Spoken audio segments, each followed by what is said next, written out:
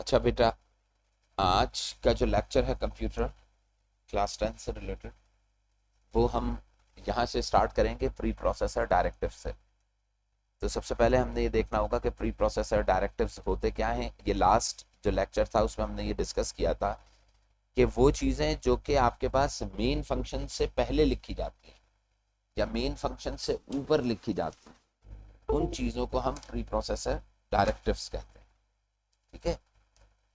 अब देखिए, pre processor direct like आप हैश इंक्लूड लिखते हैं, वो प्री प्रोसेसर डायरेक्टिव कहलाएगा। आर द लाइंस इंक्लूडेड, वो लाइनें होती हैं जो कि इंक्लूड की जाती हैं किस चीज में, अपने प्रोग्राम में आप इंक्लूड करते हैं। That begins with character hash, जो कि हैश से लिखी जाती है। कल मैंने आपको दो बताए थे, एक हैश इंक्लूड होता है और एक होता है हैश डिफाइन। तो डिफाइन तो फिर हम बाद में देखेंगे कि कैसे डिफाइन किया जाता है, लेकिन हैश इंक्लूड पहले जो इंपॉर्टेंट है वो which makes the different, which makes them different, जो कि इनको मुख्तलिफ करता है from a typical source code text. जो सोर्स कोड टेक्स्ट होता है, जो आम टेक्स्ट होता है, जो कोडिंग इंस्ट्रक्शंस लिखी जाती हैं जो कि प्रोग्राम के अंदर होती हैं, बॉडी के अंदर जो लिखी जाती है, उनको डिफर करता है किस बेस पे, हैश के। वो लाइन जो होती है वो हैश टैग से क्या हो रही होती है, start. Then are invoked by, जो कि क्या, दे आर इन्वोक्ड, ये इन्वोक्ड होते हैं बाय कंपाइलर। कंपाइलर इन्वोक करता है to process program before, compilation से पहले उनको क्या कर देता है, इन्वोक। यानी कि एग्जीक्यूशन से पहले प्रोग्राम की कंपाइलेशन का मतलब क्या है, प्रोग्राम अभी एग्जीक्यूट करने नहीं गया है, बल्कि वो क्या करेगा, उस पर्टिकुलर फाइल को, डॉट एच फाइल को इंक्लूड कर देगा आपके प्रोग्राम के साथ। अब इसमें होती क्या है, लाइब्रेरी एंड हेडर फाइल्स होती हैं। दैट प्री लाइब्रेरी और हेडर फाइल्स जो होती हैं वो प्री प्रोसेसर के अंदर लिखी जाती हैं। ठीक है। जैसे stdio.h या conio.h या math.h, ये तमाम string.h एक होती है, लेकिन आप सिर्फ conio stdio सिर्फ दो पढ़ेंगे। प्रोग्रामर मस्ट इंक्लूड, इसके लिए जरूरी होता है इंक्लूड कराना header file hash tag before writing many main. अपना प्रोग्राम लिखने से पहले उसको हैश टैग को इंक्लूड कराना लाजमी होगा, जरूरी होगा। अगर आप ऐसा नहीं करेंगे तो इसका मतलब क्या है कि प्रोग्राम, हाँ, आपके पास एरर शो करेगा मिसिंग के लिए। Compiler include these files before processing, यानी कि कंपाइलर क्या करता है, देखिए आप प्रोग्राम को राइट करते हैं, प्रोसेस आप नहीं करते, जो कंपाइलेशन होता है वो कंपाइलर करता है। तो कंपाइलर जब कंपाइलिंग करने लगता है तो वो आपने प्रोग्रामिंग करने से वो फाइलें ऊपर लिखी थी, इंक्लूड कराई थी हैशटैग। और माइक्रो प्रोसेसर के अंदर जो कंपाइलर है वो प्रोसेसिंग करने से पहले उन फाइलों के कंटेंट को उठा के आपके प्रोग्राम के साथ ऐड अप करेगा, मिक्सअप कर देगा। तो कंपाइलर जो है वो इंक्लूड कराएगा उन फाइल्स को बिफोर प्रोसेसिंग द प्रोग्राम। देखिए, कंपाइलर का काम असल में होता क्या है, कंपाइलर का काम ये होता है कि जो मेरे पास सोर्स फाइल है, जो सी लैंग्वेज की फाइल है, सोर्स कोड है, जो प्रोग्रामिंग है, इसको कन्वर्ट कर दे किस चीज में, कंप्यूटर लैंग्वेज। यानी कि उसको हम क्या कहते हैं, उसको हम कहते हैं ऑब्जेक्ट कोड। ऑब्जेक्ट कोड में कन्वर्ट करता है कौन, कंपाइलर। लेकिन जब ये कंपाइलर सोर्स कोड को उठा रहा होता है तो ये कन्वर्जन करने से पहले जो आपके पास हैश इंक्लूड होगा उसको आपके ऑब्जेक्ट कोड के साथ लाके उन फाइलों को क्या करेगा, इंक्लूड कर देगा, शामिल कर देगा, ताकि जब वो एग्जीक्यूट हो तो रनिंग के अंदर वो प्रोसेस आ सके। अभी थोड़ा सा आप लोगों को क्लियर नहीं होगा, लेकिन जैसे जैसे आप आगे चलते चले जाएंगे ये चीजें जो होंगी वो क्लियर होती चली जाएंगी। अब इसमें सबसे नेक्स्ट है मेन फंक्शन। जब आप हैश इंक्लूड कर लेते हैं तो दूसरा जो फंक्शन आता है आपके पास, वो कौन सा फंक्शन आता है, मेन फंक्शन आता है। तो देखिए, मेन फंक्शन जो है वो सी के अंदर डायरेक्टिव, ये पहला हो गया प्री प्रोसेस, यानी कि प्रोग्राम में सबसे पहले preprocessor, structure of program देख, पहले प्री प्रोसेसर डायरेक्टिव आएगा, उसके बाद दूसरे नंबर पे क्या आएगा, मेन फंक्शन। तो देखिए, मेन फंक्शन सी का एक वो फंक्शन है जिसके अंदर प्रोग्राम लिखा जाता है। कहिए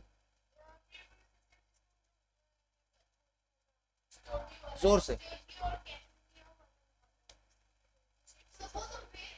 देखिए, stdio और conio ये दोनों हेडर फाइल्स हैं, लाइब्रेरी फंक्शंस हैं, और ये प्रोग्राम के डायरेक्टिव्स में कॉल किए जाते हैं। जो प्री प्रोसेसर डायरेक्टिव हैशटैग है उसमें कॉल। तो conio और stdio मेन के अंदर नहीं लिखा है, मेन से बाहर, मेन एक अलग चीज है। सेकेंड नंबर पे आपके पास कौन सा फंक्शन आएगा, मेन। पहले नंबर पे आ रहा है प्री प्रोसेसर डायरेक्टिव, दूसरे स्टेज पे आ रहा है आपके पास मेन फंक्शन। तो अब ये मेन फंक्शन जिसके अंदर प्रोग्राम लिखा, देखिए main function is the entry point, यानी कि यहां से प्रोग्राम स्टार्ट होता है, सी का प्रोग्राम जो होगा उसका एंट्री पॉइंट होता है मेन फंक्शन, एंट्रेंस होती है। It is the point at which execution of program is started, ये वो पॉइंट, क्योंकि प्रोग्राम की एग्जीक्यूशन मेन फंक्शन से क्यों स्टार्ट होती है, उसका रीजन ये है कि मेन फंक्शन में ही प्रोग्राम लिखा होता है और प्रोग्राम ही को आपने क्या कराना होता है, एग्जीक्यूट कराना। When C program is executed, execution control goes directly to the, जैसे ही आप प्रोग्राम को एग्जीक्यूट करने चलते हैं फौरी तौर पे आप कहां पे जंप कर जाते हैं, बाकी जगहों को छोड़ के डायरेक्टली जंप करेंगे मेन पे, और मेन के अंदर उस प्रोग्राम को क्या करते हैं, रीड। अब ये बताइए अगर आपने अपने प्रोग्राम में मेन फंक्शन लिखा ही नहीं तो फिर कोई चीज एग्जीक्यूट नहीं है। तो इसका मतलब क्या है कि you will have to write first main function and then, मसलन देखिए मैं आपसे कहता हूँ लेक्चर उतारिए और आपके पास कॉपी ही नहीं है तो आप लेक्चर नहीं उतार सकते। तो मेन फंक्शन बेसिकली आपकी कॉपी है जिसके ऊपर आप क्या कर रहे हैं, प्रोग्राम को लिख रहे हैं। Every C program have a main function, हमेशा क्या होगा, इसका कोई ना कोई मेन फंक्शन होगा हमेशा एक सी प्रोग्राम। अब बॉडी ऑफ मेन समझिए क्या होती है, किसी भी फंक्शन की बॉडी जो होती है, मैंने आपको बताया था कि वो बॉडी जो होती है वो करली ब्रैकेट्स के अंदर ऐसे ब्रैकेट्स में, ये ब्रैकेट्स इसकी मेन फंक्शन अगर ऊपर लिखा है तो ये नीचे आप क्या बनाएंगे, इसकी बॉडी बनाएंगे और इस बॉडी के अंदर आप क्या बनाएंगे, प्रोग्राम को लिखेंगे। इट इज द पाथ, ये वो रास्ता होता है, वेयर प्रोग्राम इज, ये वो जगह होती है जहां पे आप क्या करते हैं, सी लैंग्वेज का प्रोग्राम लिखते हैं। अच्छा ठीक है ना। अब आएगा ग्लोबल एंड लोकल वेरिएबल्स, क्योंकि लास्ट ऑप्शन क्या था, वेरिएबल्स था। मैंने आपको बताया था कि within the program you can use, अच्छा अब एक चीज सोचो, देखो भाई प्रोग्राम में आ गए ना, अब प्रोग्राम में तीन तरह की चीजें होती थी, याद करें, सी वो जो हाई लेवल लैंग्वेज या सी लैंग्वेज जो है आपके पास हाई लेवल, ये प्रोसीजरल लैंग्वेज है। तो आप याद करें प्रोसीजर के लिए हमने 3 पॉइंट्स देखे थे, एग्जीक्यूट सीक्वेंशियली हमने देखा था, एक सीक्वेंशियल ऑर्डर में एग्जीक्यूट करेगा। दूसरा हमने देखा था सिलेक्शन, उसके अंदर के प्रोग्राम के अंदर हम पर्टिकुलर लाइन के ऊपर क्या कर सकते हैं, सिलेक्शन में जंप कर सकते हैं। सही, सिलेक्शन समझ रहे हैं ना, क्या नहीं नहीं गलत समझ रहे हैं, ये सिलेक्शन फॉर्मेटिंग गलत। सिलेक्शन का मतलब क्या होता है, मैं तुम्हारे सामने दो चीजें दे दूं और तुमसे कहूं सेलेक्ट करो एक, मैं आपके सामने दो बॉक्सेस रख दूं और कहूं एक उठाओ, तो एक पिक कर रहे हैं और एक को क्या कर रहे हैं, छोड़ रहे हैं। तो इसका मतलब क्या है, सिलेक्शन का मतलब क्या है कि आपके पास डिफरेंट ऑप्शंस में से कोई पर्टिकुलर ऑप्शन सेलेक्ट करना और बाकी को लीव कर देना, समझ रहे हैं। इसका मतलब क्या है कि मैं 2 लाइनों को जंप कर जाऊंगा। सिलेक्शन का मतलब क्या है कि मैंने ए को उठा लिया तो बी को जंप कर गया, अगर बी को उठा लिया तो ए को क्या कर गया, मैं जंप कर गया। यानी कि सिलेक्शन सीक्वेंस ऑर्डर को क्या कर देता है, ब्रेक कर देता। समझे मैंने जो वर्ड बोला वो समझ में आया। सीक्वेंस को ब्रेक करने का मतलब क्या है, सीक्वेंस का मतलब क्या है, हर चीज एक ऑर्डर में आ रही है, सब उठाए जा रहे हैं आप। सिलेक्शन का मतलब क्या है कि किसी एक चीज को उठाना और दूसरी को वहां पे क्या करते हैं। अच्छा अब आप जब आप 2 ऑब्जेक्ट्स में, 2 बॉक्सेस में किसी एक बॉक्स को सेलेक्ट कर रहे हैं तो किसी कंडीशन की बेस पे करेंगे ना, कि अगर वो बॉक्स ब्लू हुआ तो मैं उठा लूंगा, अगर वो लाइटर हुआ तो उठा लूंगा। तो ये सिलेक्शन किसी कंडीशन की बेस पे की जाती है प्रोग्राम में। और तीसरा रिपीटेशन था, तीसरा क्या था, एक ही चीज को बार बार। अब यहां पे जो हम सी प्रोग्राम के अंदर मेन फंक्शन की बॉडी में आ गए ना, तो वहां पे मैं डिफरेंट टाइप के वेरिएबल्स यूज करूंगा और ये जो है ये 3 तरह की टेक्निक्स यूज करूंगा अपने प्रॉब्लम को सॉल्व करने के। समझिए, आप मेन में थे, मेन के फंक्शन के अंदर आ गए, अब आप यहां पे प्रोग्राम लिखने जा रहे हैं, तो इस प्रोग्राम के अंदर आप 3 तरह के काम करेंगे। आप जो इंस्ट्रक्शंस लिख रहे होंगे वो सीक्वेंशियल भी होंगी, बॉडी के अंदर जो आप लिख रहे होंगे वो किस में होंगी, सीक्वेंशियल भी हो सकती हैं, उसमें सिलेक्शन भी होगी। ये प्रोसीजर्स है जो हम अप्लाई करें। इसमें सेपरेशंस भी वो रिपीटेशंस भी होंगी, और इसमें सॉल्यूशन यानी कि वेरिएबल्स भी इसमें इन्वॉल्व होंगे। बिल्कुल ऐसे ही जैसे आप खाना बनाने के लिए जाते हैं तो आप ये कहते हैं ना कि आप किसी चीज को उबाल भी सकते हैं, आप किसी चीज को तेल में तल भी सकते हैं, आप बगैर तेल के किसी चीज को भून भी सकते हैं, ठीक है, आप किसी चीज को गूंद भी सकते हैं, जैसे आटा होता है, ठीक है। ये डिफरेंट प्रोसेसेस है जो खाने में आप इस्तेमाल कर सकते हैं। आपकी बात समझ में आ रही है? अब जो चीज आप बनाने जा रहे हैं उनमें से कोई सा भी प्रोसेस आप इस्तेमाल कर सकते हैं। और मैंने बताया था वेरिएबल्स जो है वो स्पून्स की तरह होते, चमचों की तरह, जैसे प्लेट्स हो गई, जैसे कप्स हो गए, जो कि उस खाना बनाने में आपके लिए क्या होते रहेंगे, इस्तेमाल होते हैं।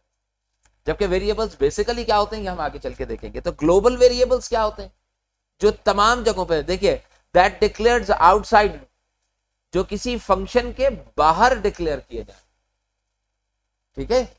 अगर कोई फंक्शन से बाहर मैंने एक वेरिएबल डिक्लेयर कर दिया तो वो तमाम फंक्शन तमाम प्रोग्राम्स में ग्लोबली डिक्लेयर हो। देखिए, फंक्शन मेरा घर है, क्या है, घर। अब अगर घर में मैं किसी को घर का सरबराह कहता हूं तो वो सरबराह घर के अंदर होगा ना, घर के बाहर तो कोई नहीं। या मैं किसी चीज की या घर की सेफ्टी के लिए मैं किसी को जिम्मेदारी दे देता हूं, तो बताइए, चूंकि मैं घर के अंदर हूं, लोकल हूं, तो उसकी बात सिर्फ लोकली सुनी जाएगी, बाहर तो नहीं सुनी जाएगी। लेकिन अगर मैं उस बंदे को बाहर घर के लेके जाऊं और चीख के लोगों के सामने खड़ा होकर ये कह दूं कि भाई अब मैं इसको इसको डिक्लेयर कर रहा हूं आउट ऑफ द हाउस, जब मैं बाहर जाके बोलूंगा तो इसका मतलब क्या, अब सेफ्टी सिक्योरिटी बाहर भी उसकी जिम्मेदारी हो जाए। समझ रहे हैं? तो एक चीज होती है ग्लोबल, एक चीज होती है लोकल। अगर किसी वेरिएबल को मेन के अंदर डिफाइन किया जाएगा तो वो लोकल कहलाएगा, या किसी फंक्शन के अंदर डिफाइन किया जाएगा तो वो local. But if we are defining out of the function तो वो पब्लिकली हो जाएगा। पब्लिक का मतलब क्या है, वो ग्लोबल हो जाएगा। समझ रहे?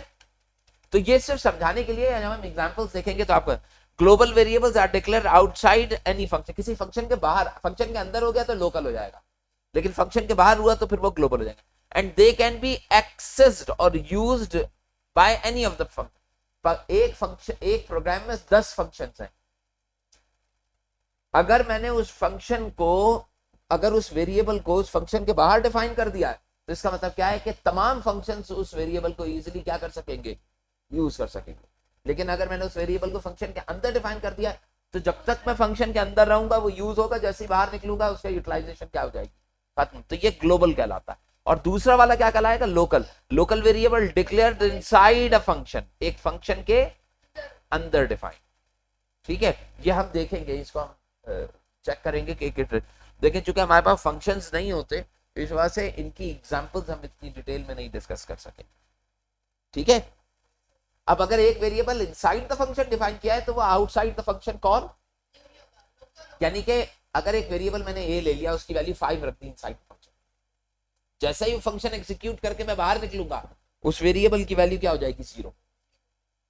लेकिन अगर वो फंक्शन के अंदर वेरिएबल ग्लोबली डिफाइन था तो जब आप उसकी वैल्यू अगर इनसाइड द फंक्शन 5 हो गई या बाहर निकलेंगे तो 5 ही रहेगी। समझ रहे हैं? ग्लोबली डिफाइन करने का मतलब क्या है, अंदर भी वही वैल्यू है और बाहर भी वही वैल्यू। जोर से बोलो, मुझे आवाज नहीं। देखें, एक फंक्शन है, if you are defining, if you are declaring, अभी डिफाइनिंग और डिक्लेयरिंग वेरिएबल अभी आपने किया नहीं है, लेकिन सिंपल से समझ लें कि there are 2 types of function, global function, global variable, 2 types of variable, and local variable. Now what are the global variables? Global variables defined outside the function. अब देखिए, एक प्रोग्राम है, इसमें 10 फंक्शन इस्तेमाल हो सकते हैं। अब if we are declaring variable, अगर मैं वेरिएबल को डिक्लेयर करता हूं outside all these 10 functions, so it means के all functions called that variable by itself। ठीक है ना? हर वेरिएबल के अंदर वो फंक्शन क्या किया जा सकता है, वो हर फंक्शन के अंदर वो वेरिएबल क्या किया जा सकता है, कॉल किया जा सकता है। समझ रहे हैं? But if you are declaring that variable inside any function, तो outside that function the value of variable will be 0, that will not be utilized. समझ रहे हैं? बात क्लियर हुई? अब यहाँ एक और एग्जांपल देख लेते हैं। गाड़ियां आप लोगों के घरों में जो खड़ी हैं वो लोकल है, क्योंकि आप लोगों के अपने इस्तेमाल में, लेकिन क्लिनिक की जो वैन है वो ग्लोबल है, हर बंदा इस्तेमाल कर सकता है। बात समझ में आ रही है? अब अगर मैं अपने घर में बैठ के क्लिनिक के लिए आपके घर की गाड़ी कॉल करूंगा तो क्या आ सकेगी? नहीं। रीजन क्या है कि मैं अगर उसको इंस्ट्रक्ट भी करूंगा तो वो वैल्यू मुझे नहीं दे। तो ये हम डिटेल में अभी देखेंगे जब वेरिएबल्स पढ़ेंगे। अच्छा, इसके बाद प्रोग्राम के अंदर कुछ कमेंट्स होते हैं। ये कमेंट्स जो हैं ये अब इसको आप ऐसे समझ सकते हैं। देखें, प्रोग्रामर जब प्रोग्राम बनाता है तो वो कुछ कमेंट्स भी लिखता है अपने प्रोग्राम के, ठीक है? अगर एक प्रोग्रामर प्रोग्राम बना रहा है, देखिए हैश इंक्लूड लिखा है, मेन लिखा है फंक्शन, ये वॉइड का मतलब होता है एम्प्टी। बाज दफा वॉइड लिखते हैं, बाज दफा नहीं भी लिखते। वॉइड का मतलब होता है नथिंग, कुछ भी नहीं, यानी कि कोई चीज रिटर्न नहीं कर रहा है। ये मैं बाद में बताऊंगा आपको। अगर कहीं पे वॉइड लिखा हुआ है तो इसे घबराने की जरूरत नहीं है, आप खाली मेन भी समझिएगा इसको। अच्छा, अब यहाँ पे देखिए ये वैल्यू लिखी इन्होंने, फिर ये प्रिंटएफ कर रहे हैं। प्रिंटएफ स्क्रीन के ऊपर मैसेज डिस्प्ले कर रहे हैं, enter A and B value. यहां तक लिखने के बाद देखिए सेमीकोलन आ गया। इसका मतलब क्या है? यहां पे आपकी इंस्ट्रक्शन जो थी वो एंड हो गई। क्या हो गई? इंस्ट्रक्शन खत्म हो गई। अब अगली लाइन पे इंस्ट्रक्शन आएगी कंपाइलर। लेकिन देखिए आगे इन्होंने क्या लिखा है, here I am asking input. ये है एक मैसेज, नहीं समझे? दिस इज द मैसेज और कमेंट्स फॉर प्रोग्रामर। प्रोग्रामर अपने लिए ये कमेंट लिख रहा है, इसका मतलब क्या होगा? ये वाला, ये जो आपने लिखा ना, here I am asking N input, ये आपके पास कहलाएंगे कमेंट्स। ये कहलाएगी इंस्ट्रक्शन, ये कमेंट्स नहीं है, ये कंपाइलर। देखिए कंपाइलर क्या करेगा? इसे रीड करेगा। इस इंस्ट्रक्शन को यहां से लेके यहां तक रीड करेगा कंपाइलर। कंपाइलर इसको रीड करने नहीं जाएगा। क्यों? क्योंकि अगर आपने डबल स्लैश फॉरवर्ड अप्लाई कर दी तो कंपाइलर समझेगा आगे की लिखने वाली चीज जो है वो गार्बेज है, उसके कचरा है, बेकार चीज। तुम्हें समझ में आ रही बात? तो अब जो आपने गार्बेज लिखा है वो कंपाइलर के लिए नहीं लिखा है, वो अपनी अंडरस्टैंडिंग। नहीं, जब आप इसको एग्जीक्यूट कराएंगे तो ये चीज तो आ जाएगी एग्जीक्यूशन में, ये चीज तो एग्जीक्यूशन में आएगी, फिर ये नेक्स्ट लाइन पे आ जाएगा, स्क्रीन पे भी ये चीज डिस्प्ले नहीं हो। प्रोग्रामर के अपने स्क्रीन पे जहां उसने प्रोग्राम सोर्स कोड लिखा होगा वहां पे वो चीज मेंशन होगी, ठीक है? आप बाज़ दफा लेक्चर उतार रहे होते हैं तो मैं जो कुछ बता रहा होता हूँ उसको समझ के अपनी वर्डिंग में भी तो ऊपर लिख देते हैं आप। वो आपके लेक्चर का पार्ट नहीं होता। आप बाद में कहें या आपने लिखते हुए कुछ कंटेंट ऐसे हैं जो कि अपनी तरफ से लिख दिए, टीचर कहे यार ये क्या लिखा आपने, तो आप कहेंगे सर ये आपके लिए नहीं, मैंने अपने लिए समझने के लिए लिखा था। तो वो जो कमेंट्स होते हैं जिन्हें आप स्टैरिक कर देते हैं या जिन्हें आप कमेंट्स बना देते हैं, वो दूसरे का हिस्सा नहीं, वो आपका ताल्लुक होता है। उसके मार्क्स डिडक्ट। तुम पेपर दे रहे होते हो ना, पेपर के अंदर तुम स्टैरिक बना के सोचो कि ये तुम्हारे कमेंट्स हैं अपने लिए, ताकि बाद में पढ़ो तो तुम्हें याद हो जाए। तुम उन कमेंट्स की फॉर्म में पेपर दे दो, टीचर तुम्हें उन कमेंट्स पे अगर नंबर काटने लगे तो टीचर से आप ये कहने के हक बजाने होंगे कि ये मैंने चीज आपके लिए नहीं अपने लिए लिखी थी, तो आप इसको नहीं काम करें। जिसको तुम कमेंट्स मेंशन कर देते हो वो सिर्फ तुम्हारे लिए होते हैं, चाहे उसमें आपने गलत भी गाली भी लिख दी हो तब भी आपको टीचर कुछ नहीं कह सकता। क्यों? क्योंकि वो आपने अपने समझने के लिए लिखा है। आपके बात समझ में आ रही है? तो प्रोग्राम, जब प्रोग्रामर प्रोग्राम लिख रहा होता है तो उसके अंदर if he wants to write some comments in the program in order to understand, कि बाद में उसको देखे तो उसको समझ में आ जाए कि यार यहाँ क्या किया था। अब यहाँ पे देखें, देखेगा तो समझ में आएगा ना कि आई एम आस्किंग इनपुट, तो अपने से बात कर रहा है ना ये। तो यहाँ पे देखिए दिस इज एडिशन ऑपरेशन, यहाँ पे एडिशन हो रही है। प्रिंटिंग रिजल्ट ऑन कंसोल, नहीं, अब ये प्रोग्राम बना दिया, प्रोग्राम बना के रख दिया, वो तो जानता था ना क्या क्या किया। सुनो, कंपाइलर तो ये रीड करेगा, कंपाइलर कमेंट्स रीड नहीं करता। अब ये प्रोग्राम बना के आपको दे दिया उसने, आप घर ले गए, खोल के आपने पढ़ा, अब आपको समझ में नहीं आ रहा है ये प्रिंटफ काम क्या कर रहा है, कमेंट्स पढ़ के समझ में आ जाएगा। जब तुम कमेंट्स पढ़ोगे तो तुम्हें उसकी अंडरस्टैंडिंग हो जाएगी ना। तो जो एक तरीके की वो उस इंस्ट्रक्शन से रिलेटेड कमेंट्स का मतलब क्या है कि आगे चल के आपको समझ में आ जाता है कि होने क्या जा रहा है। तो if we want to write a comment in a single line, एक लाइन के ऊपर, तो मैं डबल स्लैश ऐसे लगाता हूं, तो ये जो डबल स्लैश है कंपाइलर समझता है कि आगे क्या चीज लिखी जा रही है, कमेंट्स लिखे जा रहे हैं। समझ गए? तो यहां पर भी यही चीज है, comments is written basically for the programmer, it is not for the compiler. देखें, in computer programming a comments is a programmer readable explanation होती है। किसके लिए होती है readable explanation? For programmer, programmer के लिए होती है, उसकी अपनी, हमारे लिए होती है। आपका कंपाइलर उसको नहीं पढ़ेगा। और एनोटेशन, एनोटेशन ये जो मैं बना रहा हूं ना, बार बार ऐसे ऐसे करके कर देता हूं, ये भी एनोटेशन कहलाती है। देखिए इस सॉफ्टवेयर का नाम क्या है? एनोटेटर, ऊपर लिखा है ना एनोटेटर। देखिए in the source code of computer program, देखिए they are added with the purpose, किसी खास मकसद के लिए ऐड किए जाते हैं, of making the source code easier for human. जो सोर्स कोड, जो आपने, सोर्स कोड का मतलब क्या हुआ? प्रोग्राम। प्रोग्राम को ह्यूमन के लिए आसान करने के लिए ये लिखे जाते हैं। एंड जनरली इग्नोर्ड, और आमतौर पे कंपाइलर इसको क्या कर देता है? इग्नोर करता है। और इंटरप्रेटर क्या करेगा? ट्रांसलेटर उसको इग्नोर। वरना अगर मैं कमेंट्स नहीं लिखूं तो वो जब उसको रीड करने के लिए जाएगा तो कहेगा कि यार ये क्या चीज लिख दी आपने, ये तो ग्रामर के अगेंस्ट लिख दिया आपने। समझ में आ रही है बात? तो ये इस तरीके, ये जो सोर्स कोड लिख रहे हैं ये आप अपनी लैंग्वेज में भी लिख सकते हैं, कि आप लिखें इंग्लिश में लेकिन लिख दें उर्दू में, उसके अंदर टेक्स्ट उर्दू के यूज करते। तो आपको कमेंट समझ में आ गए। इसके बाद फिर हम सेट ऑफ अल्फाबेट जो है वो यहां से हम स्टार्ट करेंगे नेक्स्ट क्लास से, ठीक है?